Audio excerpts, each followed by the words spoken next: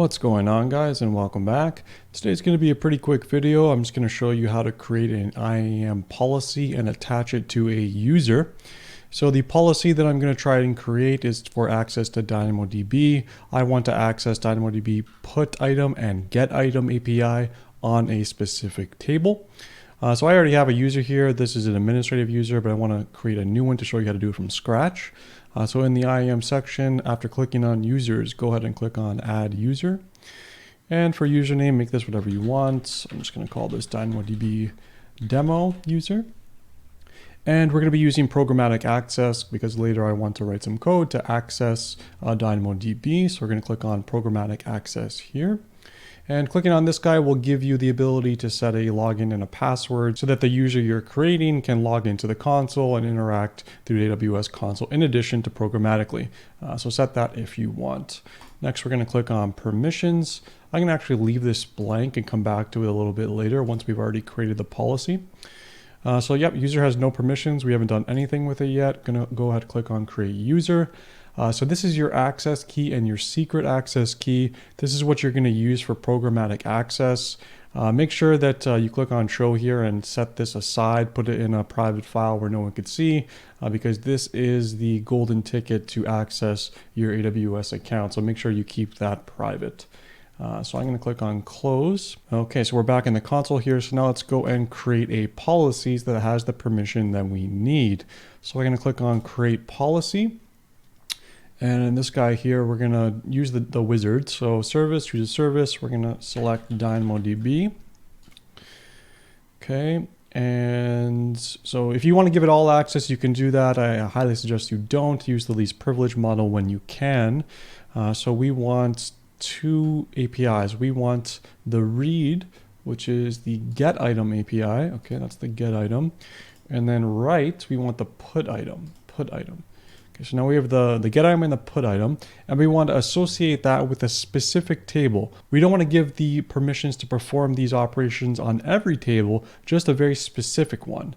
So I'm going to click on resources here, and we can click on make sure specific is selected, click on table, and then add ARN.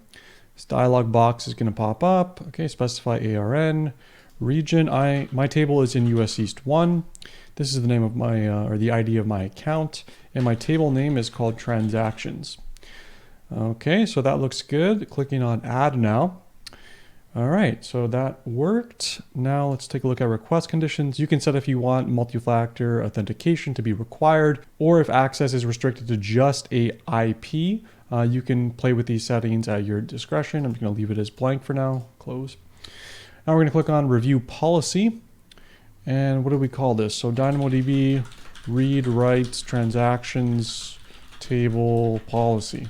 A bit of a long-winded name, but that's what it is. It's got DynamoDB read and write. Boom, let's create it. And let's just take a look at it now. DynamoDB read, write. Okay, there it is. Yeah, and here's the JSON policy summary. So we got the put item, the get item, we got allow, and we got the resource, the transactions table. So the last step here is to now associate this policy with the user we just created. So let's go back to the user section, click on the user that I created, and we're going to click on add permissions in the permissions policy section. Click on that guy. And we want to say attach existing policies directly. Click on that. So what did I name this? DynamoDB read, write, something, something. Yeah, there we go. Read, write, transactions, table policy. Click on that. We can see a quick little summary of it if my browser wants to work. Yep, there we go. And then click on review, and we're almost done. Just giving a brief summary. Following policies will be attached. Yes, that's good. Click on add permissions. And that's it. We are pretty much done. So now this user has access to DynamoDB. So if I want to use this in my code, if I want to try and access this table, I would go to, I believe it's Access Advisor. Yeah, security credentials.